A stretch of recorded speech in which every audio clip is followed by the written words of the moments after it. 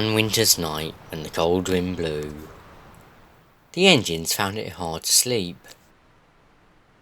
"What we need," suggested Toby, "is to listen to a story." "A mysterious story," said Percy. "But," added Duck, "it must have a happy ending." "Driver told me a story," said Thomas. So everyone listened.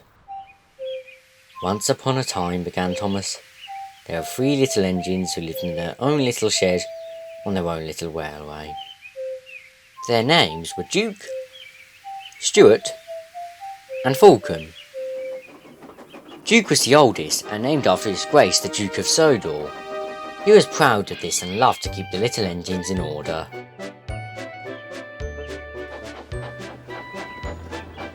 Whenever they did anything that Duke thought wrong,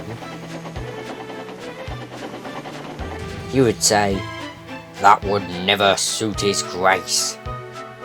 Other engines came and went, but Duke outlasted them all. Stuart and Falcon used to call him Granpuff. They were fond of him, but they got very tired of hearing all about his grace. Sometimes they would tease him and chant, 'Engines come, engines go, Granpuff goes on forever.' 'You impertinent scallywags,' Duke would say. 'Whatever are you engines coming to?' 'Never mind, Granpuff, we're only young ones.' 'Well, you better mind, unless you want to end up like Smudger.' 'Oh, Granpuff, whatever happened?' 'Smudger,' said Duke, 'was a show-off. He rode roughly and often came off the rails. I warned him to be careful, but he took no notice.' 'Listen, Dookie, who worries about a few spills?' 'We do here,' I said, but Smudger just laughed. Until one day, manager said he was going to make him useful at last. Smudger stopped laughing then. 'Why? What did he do?' 'He turned him into a generator. He's still there behind our shed. He'll never move again.' After that, Stuart and Falcon became really useful engines, and all 3 were happy together for many years.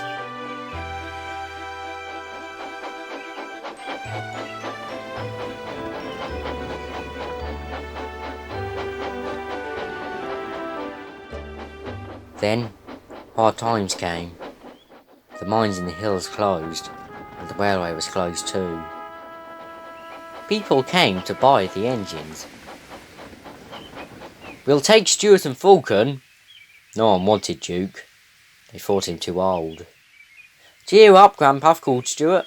'We'll find you a nice railway, and then you can come and keep us in order.' They tried to be brave and cheerful, but no one really thought their dreams would come true. Duke's driver and fireman oiled and greased him one last time.